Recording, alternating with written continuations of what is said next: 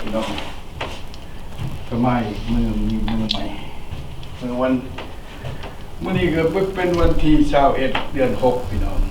เดือนจูนเป็นเดือนลาวอาจจะเป็นเดือน8แล้วบ่เดือนนี้เนาะปีนี้เพิ่นเอา8ช่องหนเพิ่นว่าซะเนาะ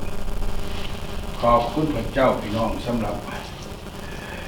มื่อนี้ก็เข้ามาในวิหารของพระเจ้าเพื่อนมัสการพระเจ้าอีกเหมือนเดิมที่เก่าเวลาเดิมพี่น้อง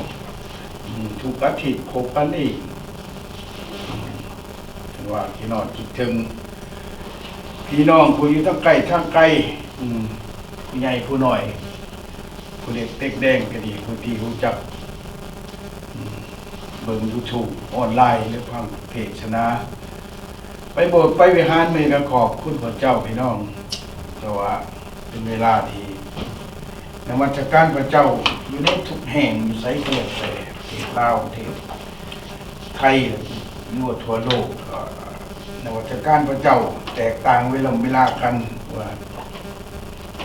เมื่อเล่าการนมัสการพระเจ้าเมื่อวานนี้มันเป็นเมื่อคืนนี้เห็นซะทางอเมริกาแต่ว่าทางเมืองลาวก็ผ่านไปแล้วแต่มื้อนี้เป็นมื้อวันอาทิตย์ตอนเช้าทั้งภาคตะวันตกทางอเมริกาการนมัสการพระเจ้าขอบคุณพระเจ้าพี่น้องจังว่าหลายผ่าหลายปีของเราก็บ่ได้ขาดการนมัสการพระเจ้านับแต่รู้จักพระเจ้ามาก็ได้นมัสการพระเจ้าอาเมนขอบคุณพระเจ้าพี่น้องที่บ่ทันรู้จักพระเจ้าก็ยังได้ยินเรื่องของพระเจ้าอยู่แต่เขาบ่เชื่ออาเมนขอบคุณท่านจังว่ามื้อนี้ในประเทศอเมริกานี่ก็เป็นวันที่พระเจ้าสร้างขึ้นมาเพราะว่าวันพ่อฟาเธอร์เดย์ฉะนั้นทั่วประเทศอเมริกาก็ทุกคนทุกแห่งก็จัดงานสร้างสรรค์สุขสันต์วันพ่อ Happy Father Day อาเมนขอบคุณฉะนั้นจะได้คริสตจักรก็เหมือนกันทั้งที่ว่าคริสตจักรกับบริเวณวันนี้กับบริเวณวันที่จัดขึ้นมาไว้ที่เป็นวันอยู่ในพระคัมภีร์ที่บอกไปว่าให้จัดวันนี้ขึ้นมากับโมเมนแต่ว่าขอบคุณพระเจ้าพี่น้องที่มีชนชั้นบางคนหลายคนที่เขารู้จักว่าอยากจัดวันนี้ขึ้นมาเพื่อให้คนทุกคนได้ระลึกถึงผู้ที่เป็นพ่อนะอาเมนขอบคุณพระเจ้าแล้วคนเขารู้จักว่าพระเจ้านะพระเจ้าคือผู้ใดนะอาเมนฉะนั้นจังว่าพระเจ้าเนี่ยแหละคือพ่อคือองค์พระบิดาผู้ทรงสร้างโลกจักรวาลสร้างมนุษย์สร้างสรรพสิ่งทุกอย่างฉะนั้นจังว่ามนุษย์ทุกคนหรือว่าพอได้กระเด็ดแต่ที่เกิดขึ้นมาในโลกนี้จังว่าลืมคำนี้นะลืมคำว่าพ่อเห็นไหมฉะนั้นจังว่าผู้ขายในบทแบ่งปันมื้อนี้ผู้ขายจึงใส่คำว่าคนที่เฮาลืมพี่น้องเห็นไหมขอบคุณพระเจ้าคนที่เฮาได้ลืมไปหลายสิ่งหลายอย่างเฮาเกิดขึ้นมาเฮาก็ลืมโดยเฉพาะมนุษย์เฮากับทุกคนนะวัวไผ่และผู้ขาก็คือกันลืมนะลืมไปคำนี้คำว่าพ่อนะเกิดได้ใหญ่มากก็ย้อนพ่อนะถ้าบ่มีพ่อกับบ่มีแต่แม่ก็บ่ได้เฮาออกมานะฉะนั้นต้องมีพ่อนะมีพ่อบ่มีแม่ก็บ่ได้นะอาเมนขอบคุณพระเจ้ามีแต่พระเจ้าองค์เดียวที่บ่มีแม่นะแต่พระเจ้าสร้างมนุษย์สร้างโลกนี้ขึ้นมาด้วยอำนาจของพระองค์เองอาเมนขอบคุณพระเจ้าพี่น้องแม้แต่องค์พระเยซูคริสต์ผู้บังเกิดมาในโลกนี้ก็มีเพียงแต่แม่ที่พระเจ้าได้ยืมท้องของนางเอาวิญญาณของพระเจ้าเข้าไปใส่ไว้และเกิดขึ้นมาเป็นองค์พระเยซูคริสต์โดยที่นางบ่ทันได้เอาผัว เอเมนขอบคุณพระเจ้าพี่น้องแต่พระเจ้าได้ทรงสร้างให้เกิดขึ้นมาได้เอเมนขอบคุณพระเจ้าแต่เมื่อต้นเริ่มนั้นพระเจ้าได้ทรงสร้างโลกนี้ด้วยฤทธิ์เดชอำนาจของพระองค์เองโดยที่พระเจ้าจากความเป็นใหม่ในสมัยนั้นพี่น้องทางคนบอกพระเจ้าบ่มีเมียบ่พระเจ้าบ่มีเมียพระเจ้าเป็นพระวิญญาณเป็นองค์เดียวที่สร้างสร้างสารพัดสิ่งขึ้นมาแต่พระองค์ก็ทรงสร้างมนุษย์ขึ้นมาในโลกนี้สร้างผู้ชายก่อนขึ้นมาจึงได้สร้างผู้หญิงพี่น้องเอเมนผู้หญิงนั่นก็ได้สร้างจากผู้ชายเอเมนขอบคุณพระเจ้าฉะนั้นผู้ชายถ้าผู้หญิงเขาไม่เกิดจากถ้าผู้ชายชั้นใดแต่ผู้ชายก็เกิดจากผู้หญิงชั้นนั้นเมื่อต่อมาเอเมนขอบคุณพระเจ้าฉะนั้นจังว่าเฮาที่ลืมไปนะแม้กระทั่งเฮาทุกวันนี่เฮาก็ลืมคือกันลืมพ่อลืมแม่เมื่อไปอยู่น้ำลูกน้ำเมียก็ลืมหมดพ่อแม่ย่ามพ่อแม่เจ็บแม่ไข่แกนเลยโอ้ยฆ่าพี่น้องพอฆ่าได้พอฆ่าเวียกข่อยแต่ที่แม่อยากไปห้องหมอเฮาก็ฆ่าเพราะว่าฆ่าลูกฆ่าเมียฆ่าสารพัดสิ่งฆ่าเวียกฆ่างานเฮาฉะนั้นเฮาก็ลืมไปฉะนั้นเจ้าขอบคุณพระเจ้าพี่น้องเดี๋ยวมื้อนี้ผู้การก็มีลูกมีเต่าเขียนหนังสือมาแฮปปี้ฟาเธอร์เดย์เดย์ดีขอบคุณเจ้าผู้การเขียนหนังสือตอบ I am 20 years old 22 years old เป็นความหมายว่าหมายความว่าอะไรผู้ซึกก็มีความพูดซึกว่าเมื่อทุกวันนี้เขาอยู่กันครอบครัวลูกเมียเท่าแก่มาเนี่ยบ่มีลูกมีเต่ามีลูกเต่าก็อยู่ห่างไกลกันนะฉะนั้นตื่นนอนมากกับบ่มีภัยลูกก็เห็นแต่เมียผู้เมียก็ยังเฒ่าอยู่กันเลยฉะนั้นจังว่าแค่ที่ตื่นมามีลูกมาว่าโอ้ยเห็นมาแดดดี้แฮปปี้ฟาเธอร์เดย์กอดพ่อกอดแม่นั่นนี่บ่มีแต่ผู้เฒ่ากันจังว่าเปิดประหมมาว่าเสียงว่าวที่จันคือมันตะแฮปปี้ฟาเธอร์เดย์ก็เท่านั้นเสียงเท่านั้นนะท้องผู้เฒ่าว่าวกันนะลูกได้ไปใส่ลูกเขาก็อยู่ทางไกลจากเขาฉะนั้นจะว่าเขาเหมือนกันกับเขาเองคือกันเขาก็เลยนี้จากพ่อจากแม่มา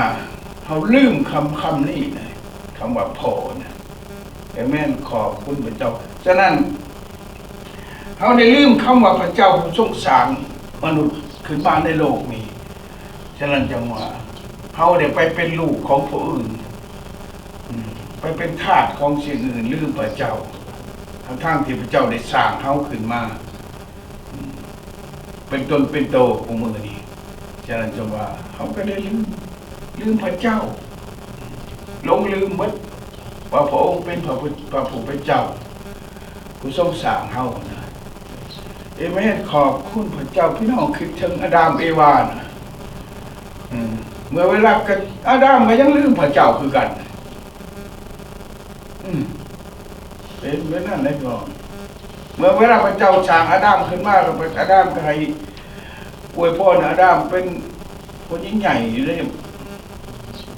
มหากษัตริย์ทั้งหลายอยู่ในพื้นแผ่นดินโลกในสมัยนั้นพอมีอาดัมผู้เดียวเลยฉะนั้นอาดัมพระเจ้าจึงว่าผู้สมควรที่อาดัมอยู่ผู้เดียวต้องสร้างเอาผู้หนึ่งมาอยู่น้ำลาวจึงได้สร้างหน้าเอวาขึ้นมาโดยที่เอากระดูกของหน้าของอาดัมมันมาเฮ็ดให้เป็นนางเอวาขึ้นมาเมื่อเกิดได้ใหญ่มากว่านี้มาอยู่น้ำกันแล้วนะจะนำความหักที่มีต่อกันจนลืมพระเจ้าพี่น้องอาดัมก็จนลืมพระเจ้าเลยถึงนั้นเป็นไงมาเห็นเมื่อเวลานางเอวาไปกินหมากใหม่เนี่ยถือหมากใหม่มาหาอาดัมมาแล้วอาดัมกับบุไรว่ายังเลยนะนางเอวาเลยเนี่ยหมากใหม่ก็มาตอนเจ้านี่เลยคือว่าเมียชีชุดที่หักเอาไม้กินกับกินนะพี่น้องลืมคำสั่งของพระเจ้าห้ามกินหมากไม้นั่นนะอันนี้แหละจังหวะมันบริเวณแต่ว่าเฮาในสมัยนี้พ เป็นมาแต่อีปุ๊อีปูสังกษายาสังกสีฉะนั้นจึงว่าขอบคุณพระเจ้าสำหรับคนที่สร้างวันนี้ขึ้นมาประเทศลาวเฮากับบ่มีพี่น้องภาคถึงคริสตจักรลาวทุกแห่งทุกบ่อนอยู่ในประเทศลาวนะถ้าผู้ใดฟังได้ยินเสียงนี้นะให้ยึดถือเอาวันใดวันหนึ่งหรือวันนี้เมื่อดังที่เจ้าตะวันตกเขาใส่เนื่องให้เป็นวันพ่อนะคือเป็นวันที่ให้ลูกทั้งหลายให้มนุษย์ทั้งหลายคิดถึงพ่อผู้ให้กำเนิดของมนุษย์โลกนี้เอเมนขอบคุณพระเจ้าพี่น้องฉะนั้นจึงว่าตัวเพียงแต่ตัวนี้ในสมัยกรุงโรมคือกันอาจารย์โปโลก็เขียนถึงคริสตจักรกรุงโรมที่เขาบ่ฮู้จักนะบางทีเขาก็กลายไปเอาว่าผู้นั้นเป็นผู้นี้เป็นผู้นี้เป็นพระบิดาจังซี่ฉะนั้นทางกรุงโรมเป็นคาทอลิกนึงโรมันคาทอลิกจึงองค์พระบิดาของมือผู้นั้นเป็นพระบิดาโพธิ์จังซี่นะฉะนั้นเป็นมาแต่สมัยก่อนพุ่นนะพี่น้องข้าเจ้าบ่เขาลืมองค์พระพุทธเจ้ามาคนเป็นพ่อเป็นองค์พระบิดาอีกเลยเอเมนขอบคุณพระเจ้าฉะนั้นอาจารย์โปโลจึงเขียนหนังสือไปหาชาวกรุงโรมให้บอกว่าเขาบ่ได้เขาเกิดขึ้นมาบ่ได้ให้ว่ามาเป็นแนวนี้นะแต่เขาได้มีพระเจ้าองค์เดียวนั่นเองว่าโรมบทที่8ข้อที่15พี่น้องเปิดครับไปพี่น้องถ้ามีเหตุว่าเจ้าทั้งหลายก็บ่ได้รับวิญญาณที่ให้มีนิสัยอย่างข่อยขาถึงถึงความย่านกลัวอีกแต่พวกเจ้ารับพระวิญญาณผู้ทรงให้เป็นบุตรของพระเจ้าที่ให้เฮาทั้งหลายต้องพระเจ้าว่าอับบาคือพระบิดามุทนาสาธุขอบคุณสำหรับทุกสิ่งสรรเสริญพระเจ้าขอบคุณสำหรับทุกสิ่งสรรเสริญวันนี้ที่เมื่อค่อยได้เข้ามาในพระวิหารของพระองค์เพื่อนมัสการพระเจ้าสรรเสริญขอบคุณสำหรับทุกสิ่งในชีวิตที่ค่อยเกิดขึ้นมาในวันนี้ก็ยังมีชีวิตอยู่มีลมหายใจมีสรรพสิ่งทุกอย่างมีข้าวปลาอาหารเรือนจานบ้านอยู่หลายสิ่งขอบคุณสำหรับบนมัสการพระวจนะของพระเจ้าที่มุขน้อยได้ใจอ่านเพื่อเป็นอาหารแห่งจิตวิญญาณของพวกขน้อยขอบคุณสำหรับวันนี้ในพระนามพระเยซูคริสต์เจ้าเอเมนนี่แหละพี่น้องเขาเกิดขึ้นมาเนี่ยพระเจ้าได้จามเขาขึ้นมาบ่ได้ให้มาเป็นข่อยขาของทาสบ่ได้นั่นทั้งนั้นนะเขาก็กลายมาเป็นถาดหลายสิ่งหลายอย่างถาดก็ใหม่ถาดกินถาดยังสมปีบ้านบุขาที่ยังใกล้ไปวางช่องบ้านนะไปบ้านหนึ่งก็เลยไปก็ได้ก็ไปกันแต่ตอนจะมิดกับมันขี่ม้าเลยมันขี่แต่เช็คแคมทางนะไปกับบุญจะเห็นเก้าใบใหม่ไปปกชัยนะพี่น้องเพื่อภูมาธนาเก้าใบใหม่ปกชัยต่อมาพวกคนเอามาขี่ปกชัยบ้านสุดท้ายมากก้องมาขี่หนึ่งก้องคือก้องใหญ่คือก้องชมขี่ม้าเลยพี่น้องตาก็ชุดชายมากกับไปก็เลยผ่าเป็นโนนผ่าหินกองบาทนี่เอเมนก็ไปบูชานั่นอีกพี่น้องนั่นแหละครับเป็นธาตุของสิ่งเหล่านั้นพี่น้องความจริงและสาเหตุจะเป็นทางสั้นนะแต่ในนี้อาจารย์โปโลจังหวะอันนี้จังหวะขอบอกในวันนี้ว่าเขาไม่ได้เกิดขึ้นมาเพื่อเป็นธาตุสรรพสิ่งทุกอย่างไม่ได้เป็นธาตุก็ไม่ได้เป็นธาตุน้องนำไม่ได้เป็นธาตุแขไม่ได้เป็นธาตุเนื้อพี่น้องเพราะเขาเกิดมาโดยสายญานามที่มีจิตวิญญาณมีวิญญาณที่พระเจ้าได้ทรงสร้างเขาขึ้นมาเป็นมนุษย์เพื่อให้นมัสการพระเจ้าเพื่อมีพระเจ้าเพื่อว่าบอกว่าพระเจ้ามีพระเจ้าองค์เดียวนะแม่ขอบคุณพระเจ้ามีพ่อฉะนั้นจะมนุษย์เขาจะมีพ่อจังหวะเกิดขึ้นมาทุกวันนี้พวกเขาก็มีพ่อผู้ที่ให้กำเนิดเขาขึ้นมาที่สืบเชื้อสายจากอาดัมเอวามาถึงถึงวันนี้พี่น้องขอบคุณพระเจ้าที่ทุกคนยังกูจักว่าเขามีพ่อมีแม่ถึงแม้เราเป็นจากพวกเขาไปแล้วนะหลายผ่าหลายปีแต่เขาก็ยังมีพ่อเขาเกิดจากพ่อเลย ความจริงใน2,000หลายล้านปีที่มนุษย์เกิดที่โลกนี้เกิดขึ้นมาพระเจ้าสร้างขึ้นมาฉะนั้นองค์นั่นก็คือองค์ผู้ทรงสร้างสารพัดสิ่งขึ้นมาในโลกเฮ็ดให้เฮาเป็นพ่อฉะนั้นจังว่าเฮ็ดให้เฮาได้รู้จักว่าเฮาได้มีพ่อเฮาได้มีผู้เฮ็ดให้เฮาเกิดขึ้นมาให้แม่นขอบคุณพระเจ้าพี่น้องเฮาบ่ได้เกิดจากสรรพสิ่งทุกอย่างบ่ได้เกิดจากแนวใดทั้งนั้นบ่เกิดจากมนุษย์เต้าบ่ได้เกิดจากบั้งไม้ไผ่หยังทั้งนั้นเกิดจากพระเจ้าฉะนั้นเฮามีพ่อฉะนั้นจะขอบคุณพระเจ้าที่เพิ่นได้สร้างพ่อวันพ่อขึ้นมาเอเมนขอบคุณพ่ออยากให้ทุกคนได้รู้จักว่าโลกนี้เนี่ยเกิดจากพ่อคือเกิดจากองค์พระบิดาผู้ทรงสร้างสารพัดสิ่งขึ้นมาในโลกนี้คือในโลมบทที่8ข้อที่15ได้กล่าวถึงนะจารย์เปโลได้กล่าวถึงนั่นเอเมนขอบคุณพระเจ้าวันนี้นะฉะนั้นอยากให้ทุกคนได้เข้าใจเป็นวันที่พื้นภูความจำของมนุษย์โลกให้ทุกคนได้รู้สึกถึงความเป็นพ่อเขามีพ่อนะขอบคุณพระเจ้าที่ลูกหลายคนเขาเจ้าไปนกไปขาบพ่อหาดอกไม้ถูกเทียนไปบูชาพ่อวันนี้เอเมนขอบคุณพระเจ้าพี่น้องอย่าลืมสิ่งที่เหนือกว่านั้นนะผู้ที่เฮาลืมเนี่ยฉะนั้นผู้การเนี่ยเขียนว่าคนที่เฮาลืมก็คือพระเจ้าพระเจ้าได้สร้างโลกขึ้นมาสร้างทั้งสิ่งที่เฮานับถืออยู่ทุกวันนี้เหนือกว่านั้นก็คือองค์พระบิดาพระเจ้าผู้ทรงสร้างสารพัดสิ่งเอเมนขอบคุณพระเจ้าฉะนั้นจะว่าพระเจ้าได้สร้างเฮาขึ้นมานั้นบ่ได้เฮ็ดให้เฮาเป็นนิสัยที่เป็นข่อยขาผู้ใดข่อยขาสรรพสิ่งทุกอย่างขึ้นมาในโลกที่พระเจ้าสร้างไว้เป็นข่อยขาต้นไม้ไว้เป็นข่อยขาต้นโพไว้เป็นข่อยขาต้นไห้บ่ให้เป็นบ่ข่อยขาอ่างน้ำจะได้บ่ได้ก็แล้วแต่บ่มีสิ่งใดที่ศักดิ์สิทธิ์ในสกลโลกนี้เท่ากว่าพระเจ้าคือองค์พระบิดาผู้ทรงสร้างสิ่งสารพัดขึ้นมาในโลกนี้เอเมนขอบคุณพระเจ้าพี่น้องถึงคือว่าผู้ค้าได้คิดถึงมาแล้วก็ในสมัยนี้นะครับเขาก็คิดถึงไหนคิดถึงชีวิตที่เมื่อเวลาเฒ่ามานะเขาก็ลืมไปผู้ที่เฒ่าผู้ที่สร้างเขาขึ้นมาแต่ในโลกที่อยู่ในความเจริญล่วงหลายเขาก็บ่เลี้ยงพอเขานะแล้วก็พอเขาเพียงป่าไว้อยู่ในเชียงโฮมนะเพราะภารกิจของคนแต่ละคนยุ่งยากยากน้ำเวียดเหตุการณ์ทำยากน้ำบอลอยู่หากินยากน้ำผู้ที่เขาอยู่น้ำก็มีนะบางทีเขาอยู่น้ำเขาก็บ่มักพอเขา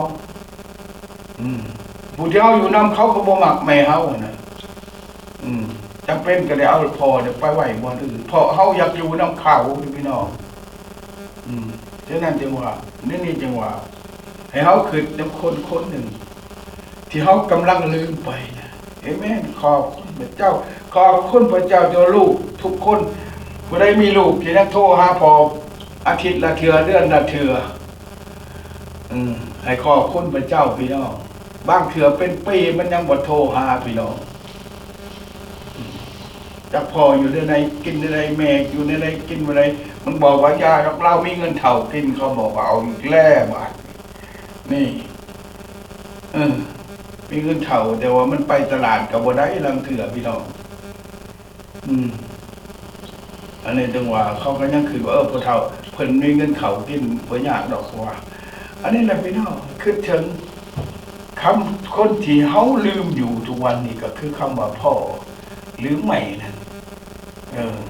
แต่จริงหลายอย่างพอเขาลืมบ่ได้ก็คือตัวเขาเองกับสิ่งสารพัดสิ่งที่เขาอยู่นำเบียกเข็ดงานทำบ่คนที่เขาไปอยู่นำบ่อย่างกันต่างๆเขาลืมบ่ได้บางเทื่อสิ่งเหล่านั้นลืมเขาก็มีพี่น้องเอเมนขอบคุณพระเจ้าโดยเฉพาะพี่ปุตตาตาแหกยังต่าง เช้าบ่ได้จำบ้าจำงัวจำควายปีนี้มันแหลง8 ช่องวนบอกโอ้ยว่าบ่ได้จำเพราะว่าเราอีกแล้วบ่ว่านี่นะแค่ที่ว่าพ้นบ่ตกขายพ้นตกมากแบบนี้มันบ่แม่นเพราะว่าเรื่องพระเจ้าสร้างฟ้าสร้างคนบ่ได้เกี่ยวกับผู้ที่ว่าเฮาไปจำไปถือนั่นน่ะอันนั้นเพราะว่าเฮาลืมว่าพระเจ้ากำหนดเวลาของมันเนี่ยเป็นแบบนี้นะเอเมนขอบคุณพระเจ้าฉะนั้นนึงว่าก็เป็นอย่างสี่แล้วจังว่าเหมือนดังกันก็ว่าในพระคัมภีร์บอกว่าพอบัญญัติซองในพระคัมภีร์ได้บอกไว้ว่าบทที่6ข้อ5จงหักพระผู้เป็นเจ้าให้ชุดใจชุดสติกำลังของทานเอเมนขอบคุณพระเจ้าพี่น้องอันนี้ครับของพระเจ้านะพระเจ้าเป็นพระบิดาคือในพระธรรมโลกบทที่8 ข้อ 15บอกว่าในบทสุดท้ายบอกว่าให้เฮาทั้งหลายห้องเอิ้นพระเจ้าว่าคือพระบิดาคือพ่อนะเอเมนขอบคุณพระเจ้าอย่างพระเนียดชองถึงบทที่6 ข้อที่5นี่ว่าจงหักพระผู้เป็นเจ้าให้ชุดอกชุดใจและชุดกำลังของทานเป็นอะไรพี่น้องได้รู้จักพระเจ้าหรือยังผู้ที่รู้จักพระเจ้าหักพระเจ้าชุดอกชุดใจผู้ที่บ่ทันรู้จักพระเจ้านี่คิดในไรเนี่ยพี่น้องคือเราเกิดขึ้นมาด้วยตัวเองบ่ผู้ข่าวกันตะกอนก็คือว่าเกิดมาจากมีหยังรู้จักคือกันได้แต่เมื่อมารู้จักพระคัมภีร์มาเห็นมาถึงแผ่นดินตอนนี้จึงได้รู้จักว่ามนุษย์เกิดขึ้นมาจากพระเจ้าพี่น้องจึงเห็นว่าคุณค่าขององค์พระบุตรองค์พระบิดาและพระวิญญาณบริสุทธิ์เป็นผู้ทรงสร้างสารพัดสิ่งขึ้นมาในโลกแม้โต๊ะต่างนางนอนหรือเงินชาติล้านแปลนเงินคำกำแก้วอาหารการกินที่อยากจะปากเขาทุกวันนี้ก็มาจากพระเจ้านะพระเจ้าได้สร้างสารพัดสิ่งนี้ขึ้นมาเพื่อเฮาและสร้างเฮาเพื่อทุกสิ่งที่มีอยู่ในทุกวันนี้เอเมนขอบคุณพระเจ้านี้จังว่าบ่มีสิ่งไหนที่จะสร้างเฮาขึ้นมาด้วยที่ว่าฤทธิ์เดชอำนาจของสิ่งอื่นบ่มีไฟปั่นพวกเฮาขึ้นมาเอเมนขอบคุณพระเจ้าเท่านั้นที่สร้างพวกเฮาขึ้นมาเอเมนขอบคุณพระเจ้าน่าสงสารพี่น้องแต่ว่ามนุษย์เฮาในโลกนี่นะเฮาคิดว่าเนี่ยเฮามีชีวิตอยู่ได้นะก็เพราะตัวเฮาเองนะเอเมนขอบคุณพระเจ้านี่เฮาลืมไปนะเฮาลืมว่าจิตวิญญาณที่เฮามีอยู่ทุกวันนี้บ่มีไผเอาให้นะมีไผล่ะบางกันก็ยังได้ซื้อไปซื้อแล้วก็ได้ไปเติมเอาไปเอามาเข้าไปกระดูกอ่อนบัดนี้สิเติมเท่าไรมันก็บ่อยู่บัดนี้ตายพี่น้องแก๊สอันนั้นก็ได้นะเอามาใช้ร้ายก็เป็นโรคกระดูกอ่อนบัดนี้ทั่วทั้งกระโตเลยการต่ออายุเฮาบ่ได้ครับเพราะว่าพระเจ้าได้ให้จิตวิญญาณของเฮาอยู่กับเฮามีกำหนดถึงเวลาก็ต้องจากโลกนี้ไปนะไปหาพระเจ้าไปหาพระบิดาพระผู้ทรงสร้างเอเมนขอบคุณพระเจ้าพี่น้องฉะนั้นจังว่าเราพวกทานกับพวกลูกหลานของทานจะต้องยำเกรงพระผู้เป็นเจ้าจนตลอดชีวิตและประพฤติตามพระบัญญัติทั้งหมดของพระองค์ซึ่งข้าพระองค์ได้บอกพวกทานทั้งหลายแล้วนั้นเมื่อว่าพวกทานจะมีอายุยืนและตลอดไปพี่น้องนั่นแหละพี่น้องฉะนั้นจังหวะได้พระบัญญัติข้อที่5จังหวะนั้นจังหวะเมื่อว่าพวกทานกับลูกหลานพวกทานย้ำเกรงพระผู้เป็นเจ้าถ้าทำเฮาเกิดขึ้นมาในโลกหากรู้จักกับพระองค์พระผู้เป็นเจ้าเขาจะมีอายุยืนตลอดไปพี่น้องเขาต่อสู้กับพระเจ้าแล้วอายุบ่ยืนนะพี่น้องเห็นไหมขอบคุณแล้วเขาก็จะเคยว่าไว้ที่ว่าโอ้พระเจ้าเรื่องบุญคุณของพ่อของแม่นี่มันบาปเพิ่นว่าเอ้ยแม่ขอบคุณพระเจ้าขนาดเรามนุษย์นะเป็นมนุษย์น้ำกันแต่นะลืมบุญคุณกันเป็นพ่อเป็นแม่ก็ยังว่าบาปยังถ้าลืมพระเจ้าดิ บ่บาปไปกว่านั้นอีกบ่ช้ำได้ในวันนี้เอเมนขอบคุณพระเจ้าพี่น้องสงสารนะเขาว่าเรื่องนี้มากกับสงสารผู้เป็นแม่เป็นพ่อนะผู้ขาเดี๋ยวว่าออกมาในต้นแรกสองเท่าอยู่กันไหนลูกเต่าเขานี่ห่างจากไปหมดบุญไพอยู่น้ำเลยไม่ถึงเท่าวันนี้หรือวันพ่อเลี้ยวเบิ่งหน้าไปเมนเมียเลี้ยวเบิ่งหน้าไปเมนผัวจักเอิญไพเป็นพ่อจักเอิญไพเป็นแม่วันนี้เอามาช่องเข่ากับจับมือเดียวกันแล้วก็นั่งอยู่ในตังแฮปปี้พาเดเดย์เด้แฮปปี้มาเดเดย์เด้เมื่อเท่านั้นเอเมนขอบคุณพระเจ้าพี่น้องลูกไปใส่หลานไปใส่แหละมีนะฉะนั้นวันนี้นะผมเตือนสติว่าคือเนี่ยบอกเป็นบทแบ่งปันมาดีว่าคนที่เขาลืมก็คือผู้เป็นพ่อจะเป็นใหม่ยิ่งไปกว่านั้นก็คือองค์พระเจ้าทรงสร้างโลกนี้ขึ้นมาเอเมนขอบคุณพระเจ้าถ้าผู้ใดนะในความบัญญัติจะว่าถ้าผู้ใดหากเกี่ยวว่ายังผู้ใดนับถือหักต้องกำยำเกณฑ์พระพุทธเจ้าจนตลอดชีวิตว่าเพื่อตามพระบัญญัติทั้งหมดของพระองค์ซึ่งข้าพระเจ้าได้บอกกับท่านทั้งหลายแล้วไว้นั้นว่าท่านจะมีอายุมันยืนขอบคุณพระเจ้าพี่น้องมันยืนนะพี่น้องได้หักพ่อหักแม่อยู่กับพ่อกับแม่เลี้ยงพ่อเลี้ยงแม่คนนั้นจะมีอายุยืนเอเมนเหมือนดังทาพอได้เขาอยู่กับพระเจ้านะนมัสการพระเจ้าเขาโบสถ์เขาวิหารจะมีอายุยืนพี่น้องจะบ่ชิบหายบ่เปลืองพี่น้องถ้าบ่อยู่กับพระเจ้าแล้วไปอยู่น้ำกกใหม่อยู่น้ำพี่ไห้พี่นาพี่บ้านพี่ชองพี่จะมาเปลืองเป็ดเปลืองไก่เปลืองหมูเปลืองงัวเปลืองควายพี่น้องเอเมนขอบโยกกับพระเจ้านี่พี่น้องบ่เปลืองยังสารพัดจริงที่เขาบ่มีเขาก็บ่ได้เปลืองนี่พี่น้องแต่วันนี้เนี่ยพี่น้องอย่าลืมนะในข้อที่6ยิ่งบอกว่าอย่าลืมสิ่งที่ข้าพระเจ้าได้สั่งพวกท่าน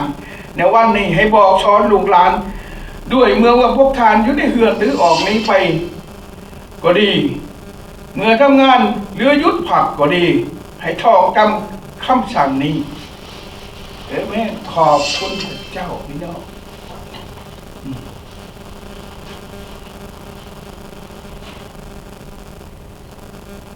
ขอบคุณพระเจ้าอย่าลืมบ่ให้ลืมคำสั่งนี้ให้จดจำเอาสิ่งที่พระเจ้าได้ไว้ในพระบัญญัติของพระเจ้าให้บอกสอนลูกหลานด้วยเมื่อพวกท่านอยู่ในเฮือนหรือออกไปก็ดีทำงานอยู่ยุดผักก็ดีให้ท่องจำคำสั่งนี้เอเมนขอบคุณพระเจ้าพระคัมภีร์นะพี่น้องได้บอกถึงชีวิตของเขาว่าเขามีพระเจ้าผู้ทรงสร้างสารพัดขึ้นมาในโลกนี้เขามีพ่อมีแม่มีพ่อที่ให้กำเนิดเท่าขึ้นมาในวันนี้มีพ่อที่ให้กำเนิดโลกสร้างโลกขึ้นมาคือองค์พระเจ้าเห็นไหมขอบคุณพระเจ้าพี่น้องฉะนั้นจังหวะเขาจังหวะมีภัยแหละเขียนเชนภาพถ้าอย่าลืมเขียนจะพาเรื่องเขียนจะประตูบ้านพระเจ้าเป็นพระผู้ทรงสร้างเห็นไหมขอบคุณพระเจ้าพี่น้องวันนี้นะฉะนั้นจังหวะเพิ่นจังหวะขอบคุณพระเจ้าที่เห็นให้มีวันนี้นะเหมือนดังกับในพระธรรมลูกาบทที่15ที่ลูกเมื่อเป็นใหญ่เกิดขึ้นมาแล้วเขาลืมที่ว่าเขาจะต้องจดจำเอาสิ่งที่พระเจ้าได้ทรงบอกสอนเขาลืมเขาลูกหลานเขาก็ได้บอกสอนเขาเขาก็ไม่ได้ยินเสียงเรื่องนี้นะน่าจะเขาจะเหมือนกันกับบุคคลหนึ่งที่มีลูกที่ลูกเขาก็ได้ตัดสินใจออกจาก ขอโค้ไปเหมือนกันกับเฮานี่เลยเฮาได้ตัดสินใจออกจากพ่อจากแม่หนีไปอยู่กับลูกกับเมียกับพ่อกับครัวหลายบ่อนนะแต่เขาลืมองค์พระผู้เป็นเจ้าลืมพ่อลืมแม่เมื่อถึงข้อยากจนก็ต้องกลับไปหาพ่อหาแม่คือเก่าพี่น้องเห็นไหมขอบคุณพระเจ้าพี่น้องพี่น้องอันนี้ข่าวอยู่เมืองลาวไปอยู่น้ำพัวเขาทำไปบอกว่าตัวได้กลับคืนใหม่คืนกลับไปหาพ่อแม่อยู่รู้ประบางอีกพี่น้องพอมันเขาทำมันบอกมาเนี่ยเห็นไหมขอบคุณพระเจ้าเราทำลูกกาบทที่15ไปพอเรื่องลูกที่เสียนะเป็นอะไรล่ะพ่อแม่คือหอนบ่คือทอดพี่น้องลูกมันบ่ได้เสียดอกมันเสียคุณภาพพี่น้องคือกันกระลูกในจุกมือนี่มันยังอยู่แต่มันคุณภาพมันบ่มีนะไปสมเปเฮโลไป108,000ประการพี่น้องสืบชุรายาเมาไปอยู่นั้นคนอื่นป้าพ่อป้าแม่เหมือนดังพวกเฮาที่ผู้เป็นลูกพี่น้องบอกเรื่องทุ่งร่วมถั่วไปเลยพี่น้องถ้าผู้ใดยังอยู่กับพ่อก็ไม่หักพ่อแม่ขอบคุณพระเจ้าขอให้พระเจ้าอวยพรท่านแต่หลายคนนะหมู่เฮานะที่จากพ่อจากแม่ไปอยู่ต่างถิ่นเมืองไกลพี่น้องบูจักว่าพ่อแม่จะกินยังอยู่ใส่นอนใส่เป็นแม่ยามห่อนจิไฟจิบเปิดพัดลมให้ยามหนาวไฟอยู่เปิดอายอุ่นให้บุ้มมีนะเลือดจุกโคตรเท่าเห็นไหมขอบคุณพระเจ้าจากนั้นจังหวะนี้พอที่12เลยไปว่าบทที่15พระองค์ของเก่ามีลูกผู้ชาย2ผู้หนึ่งมีลูกชาย2คนผู้น้องครับพ่อว่าพ่อเอ้ยส่วนทรัพย์ที่ตกเป็นของข่อยนั้นขอให้แบ่งปันข่อยซะเถอะแล้วพ่อจึงแบ่งทรัพย์ให้ลูกทั้งสองอีกคนต่อมาบ่หลายวันผู้น้องก็ได้พวกเอาทรัพย์ทั้งหมดแล้วออกหนีไปเที่ยวเมืองไกลและไปผานทรัพย์ของตนที่นั่นด้วยการโอโถงเมื่อได้ใช้จ่ายทรัพย์เหล่านั้นหมดแล้วก็เลยเกิดการอึดอยากอันใหญ่ในเมืองนั้นแล้วเล่าก็ตกอยู่ในขอบความกัดสนเราจึงไปขออาศัยอยู่กับคนผู้หนึ่งในเมืองนั้น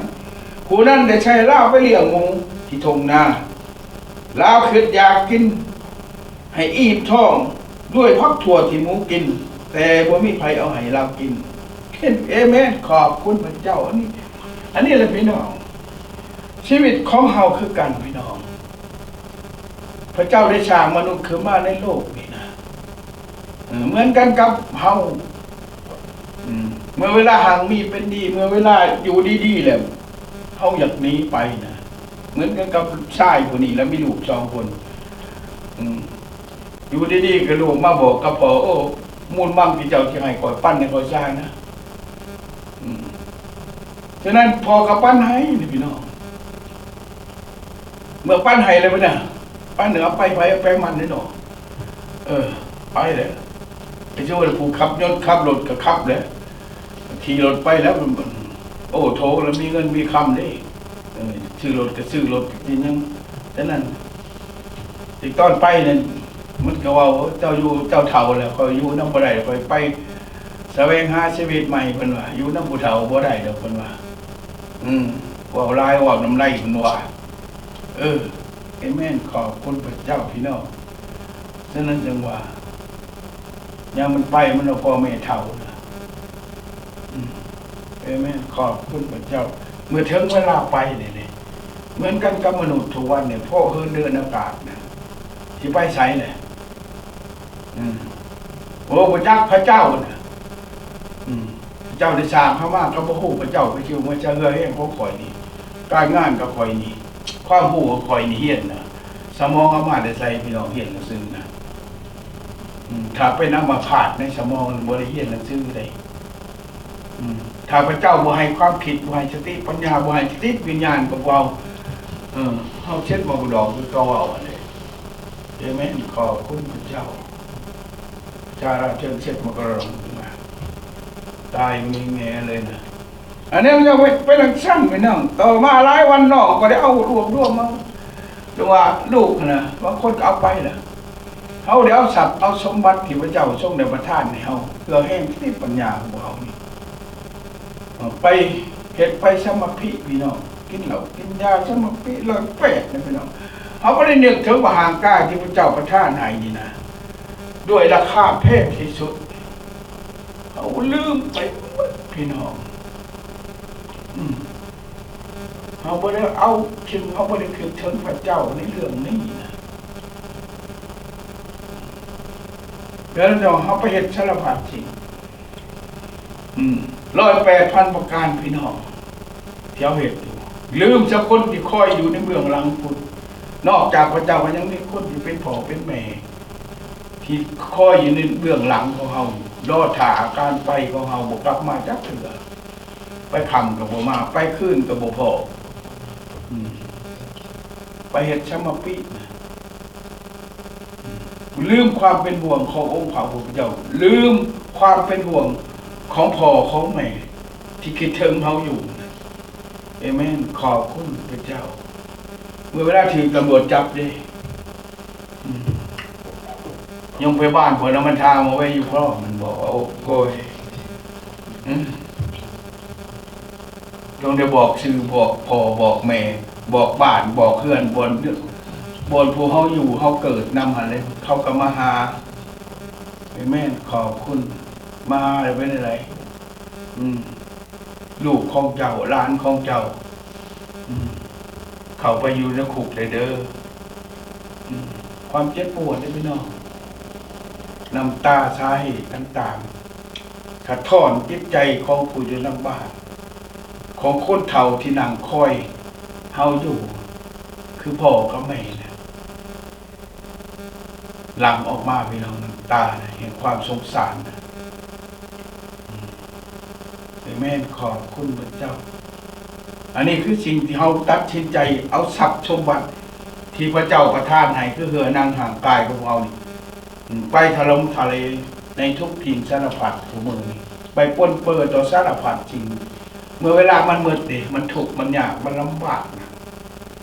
ต้องไปขึ้นใช่กับเด็กคนนี้ว่าข่าวคนนี้ว่าเงื่อเล่าอึดอยากดิแล้วก็ไปอาศัยอยู่คนในคนน้ำเขตน้ำท่าหน้าในเมืองหนึ่งเราเอาใครเราไปเลี้ยงหมูเนี่ยถงนา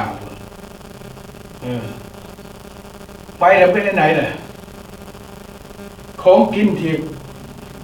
เขาเลี้ยงหมูยังดีกว่าของที่เรากินนั่นเองฉะนั้นเราจึงขึ้นอยากกินต้มหมักถั่วที่พอหน้าคนนั้นเจ้าของหมูเอาไปให้หมูกินนะแต่บ่มีผู้ให้เรากินเราอยากจนน้ำลายตก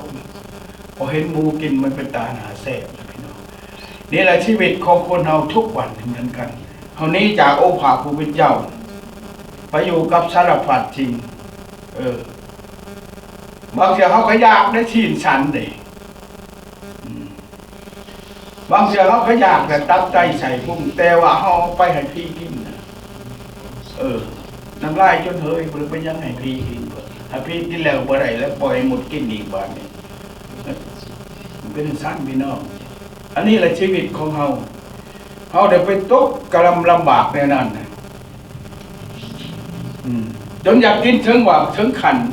อยากกินผมมีไผ่ให้กินพี่น้องอันนี้คือความลำบากในชีวิตเที่ยวจากองค์พระพุทธเจ้าจากพ่อจากแม่พ่อให้กำเนิดเที่ยวลืมพ่อลืมแม่เดี๋ยวพระเจ้าอวยพรพี่น้องถ้าเขาอยู่ในความจงหักผักในความหักของพ่อของแม่ไม่บุญคุณบนนี้เราคุณต่อพ่อต่อแม่ต่อพระผู้ทรงศักดิ์ชีวิตเฮาก็เจริญมั่งคั่งสมบูรณ์พี่น้องพระเจ้าจะอวยพรพี่น้องเอเมนขอบคุณพระเจ้าดังนั้นจังว่าทมการบริจงขอชามเขาจะสาบแสงคนที่สาบแสงเจ้าแล้วจะอวยพรคนที่อวยพรเจ้าเอเมนขอบคุณพระเจ้าผู้ได้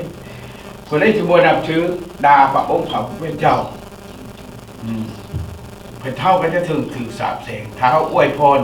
เท้านับถือพระเจ้าผู้ทรงสร้างผู้เป็นองค์พระบิดาของเฮาเป็นพ่อของเฮานั้น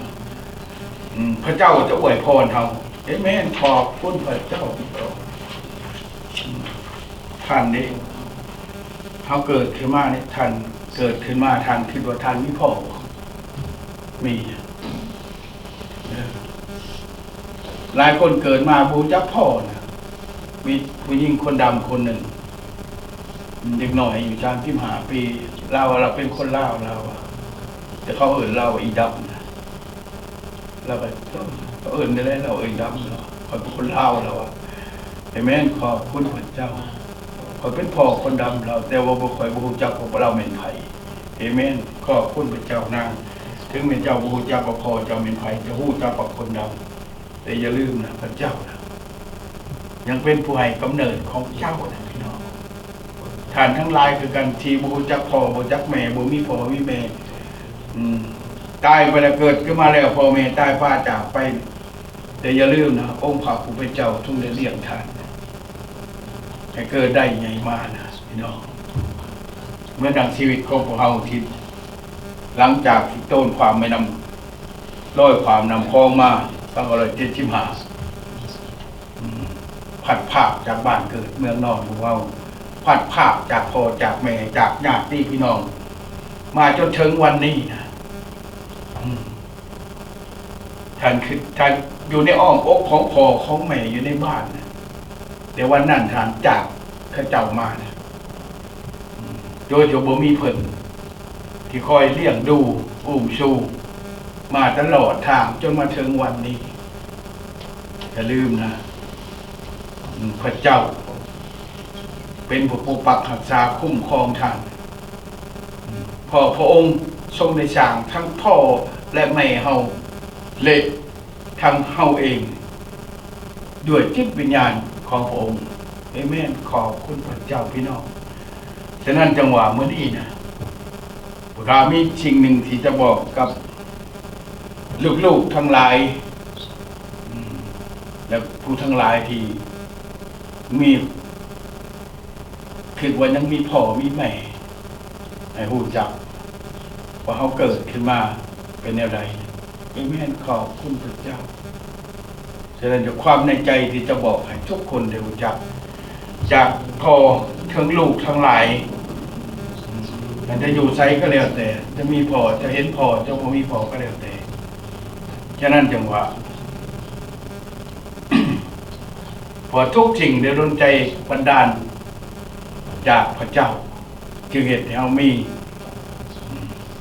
ฉะนั้นจังหวะในพระคัมภีร์ทั้งหลายได้บอกให้เรารู้จักว่าวันนี้นะคือเรามีพ่อที่ผู้ทรงสร้างที่ผู้ที่สร้างโลกนี่ขึ้นมานั่นแหละคือพ่อของมนุษย์แต่นอกจากพ่อที่ใหญ่ๆชุดแล้วยังมีพ่อผู้ให้กำเนิดเราอีกฉะนั้นเมื่อนี้เสียงจากพ่อ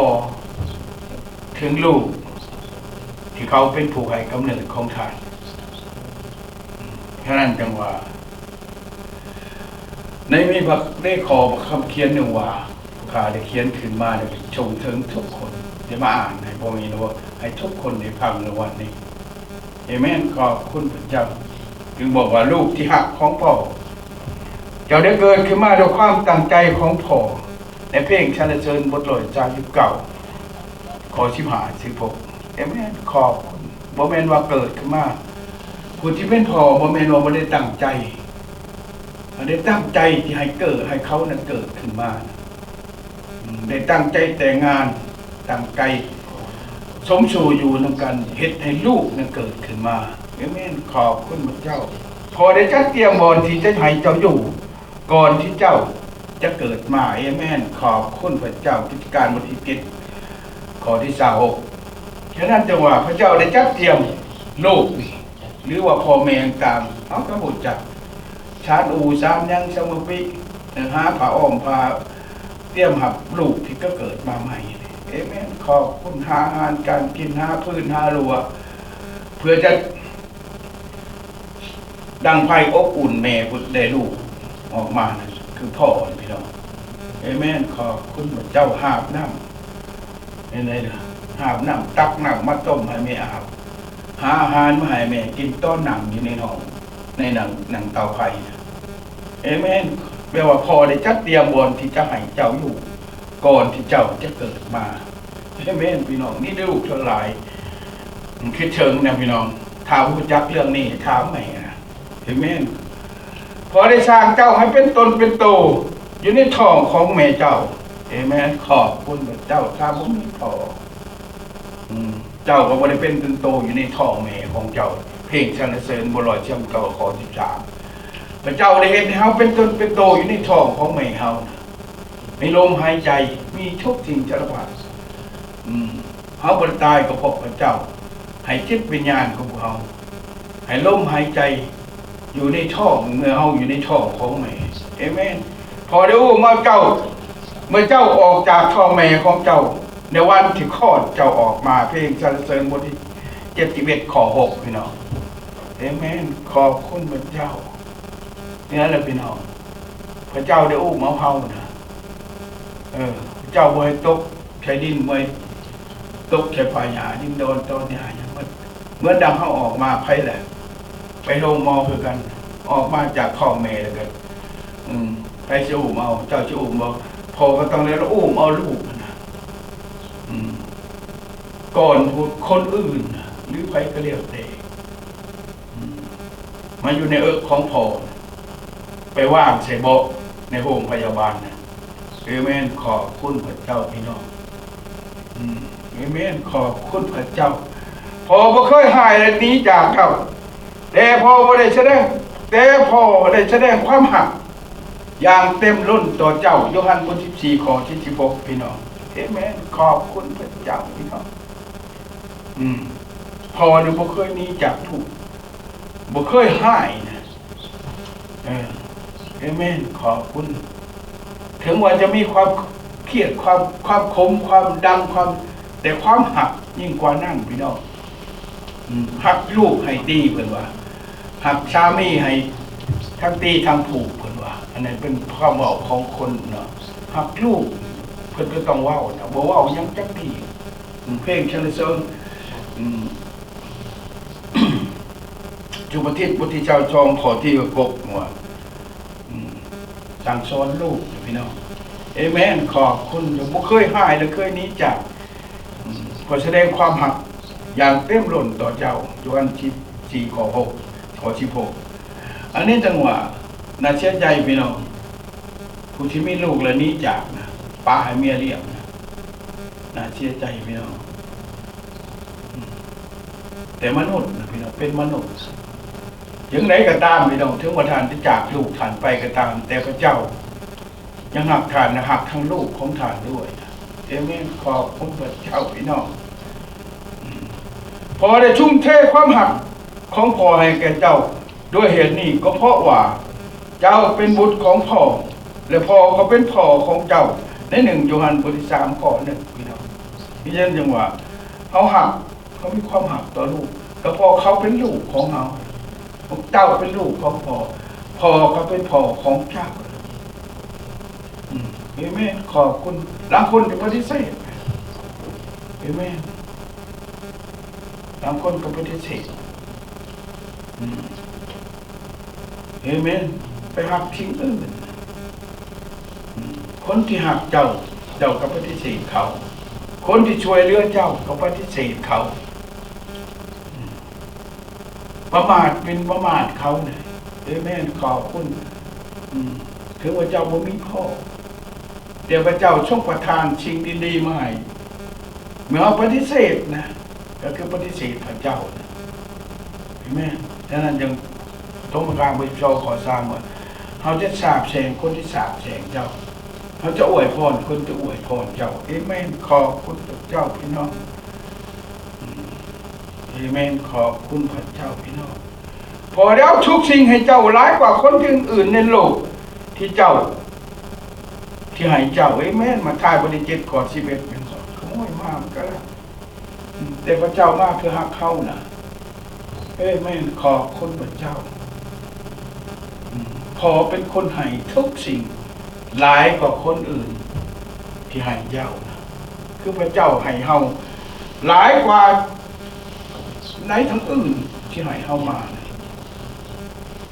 บ่มีไผนอกจากพระเจ้าที่ให้เฮาหลายกว่าเหมือนดังกับพ่อที่ทุ่มเทชีวิตให้ลูกทั้งหลายหลายกว่าคนอื่นๆในโลกเอเมนขอบคุณพระเจ้าพี่น้องแต่หลายคนพ่อแม่ตายจากไปนะก็มีคนอื่นเอาไปเลี้ยงนะพี่น้องเขายังหักขันนะเหมือนกันกับลูกที่เกิดจากเขาให้ขอบคุณพระเจ้าเพราะพระเจ้าได้แต่งพระเจ้านั่นแหละเป็นผู้เลี้ยงเอาท่านให้ใหญ่ขึ้นมาให้มีชีวิตอยู่เอเมนขอบคุณพระเจ้าพี่น้องพอเป็นพ่อที่แท้จริงของเจ้ามาท่ายพระที่หาข้อที่48ไม่ไหวโจรมากโจรมันก็เป็นโจรแต่พ่อผู้ที่หักเข้าก็คือพระเจ้าผู้ที่หักเข้าก็คือพ่อที่พระเจ้าได้สั่งให้เขามาเป็นพ่อเขาเอเมนฉะนั้นจึงได้มาท่ายพระที่หาข้อ48ว่าพ่อเป็นพ่อที่แท้จริงของเจ้าเอเมนคือที่เจ้าเกิดให้เขาขึ้นมาคือพ่อลูกทั้งหลายนะถ้าทานอยู่ใกล้พ่อนางใกล้พ่อวันนี้นะให้เบิ่งหน้าพ่อคักๆนะว่านั่นเขาคือพ่อเขาคือพ่อที่แท้จริงของเจ้าเอเมนขอบคุณพระเจ้าที่พระเจ้าได้ให้เขามาเป็นพ่อของเจ้านะถึงท่านจะโบจำพ่ออยู่ห่างไกลคือกันนั่งไกลอยู่ไกลกว่าวันนี้นะจงคิดเชิงว่าเขานั่นแหละคือพ่อถึงไม่รู้อยู่ใกล้วันนี้นะแต่ให้นึกถึงความเป็นพ่อของเขาที่พระเจ้าได้มอบให้เขานะจากองค์ของพระเจ้ามาเป็นเขา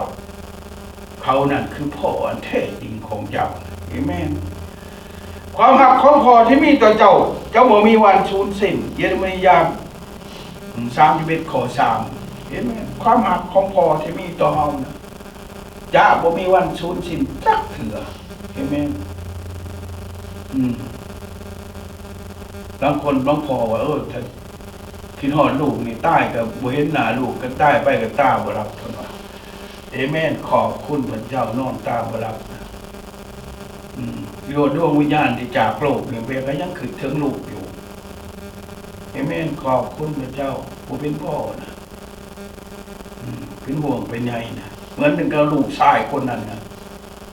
ถึงเวลาไปพานฉับไปจนหมดเมื่อเวลากลับมาก็ยังเอาเราเป็นลูกคือเก่าพี่น้องบ่ได้ปะได้ทิ้งยังหักคือเก่ายังแพงคือเก่าเพราะเขาเป็นลูกเอเมนขอบคุณพระเจ้านี่คือน้ำใจของพ่อ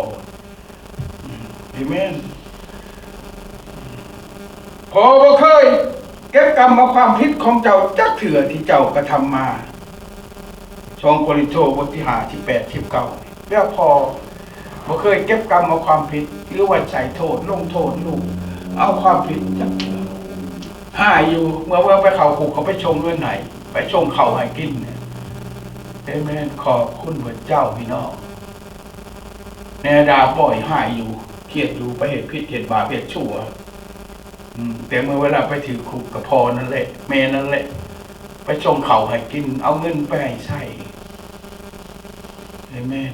เขาบ่หายจักเถื่อบ่เก็บกรรมความผิดจักเถื่อถึงเวลาคนผู้อื่นจะเก็บกรรมความผิดนำเจ้าไปเข้าคุกแต่พ่อยังหักเจ้าตลอดเวลาเหมือนดังองค์พระผู้เป็นเจ้ายังหักเขาทุกคนทุกวันนี้เอเมนขอบคุณพอเป็นผู้ที่ให้กำลังใจกับเจ้าหลายกว่าคนใดๆในโลก2 เทสโซลินิกบทที่ 2พี่น้องเอเมนขอบคุณพระเจ้าพี่น้องที่17และขอให้เราร่วมและช่วยเหลือเจ้าย่ามเจ้าพบกับความทุกข์ยากลำบาก2 โครินธ์1 3 4เมื่อยามเจ้าอกหักพออยู่เคียงข้างเจ้าเพลงสรรเสริญ3 พอจะหักเจ้าเงินดังพระเจ้าได้หักไผสุขิตเอเมนขอบคุณพระเจ้าพี่น้อง พอได้หักลูกเหมือนดังพระเจ้าได้หักพระเยซูคริสต์เหมือนดังพระเจ้าได้หักเฮาทั้งหลายหักมนุษย์ทุกคนในโลกนี้เอเมนขอบคุณพระเจ้าเยเรมียาบทที่7ข้อที่23เอเมนและพ่อจะบ่มีเวลาเศร้าเฮ็ดสิ่งที่ดีเพื่อเจ้าเยเรมียา32:40เอเมนขอบคุณ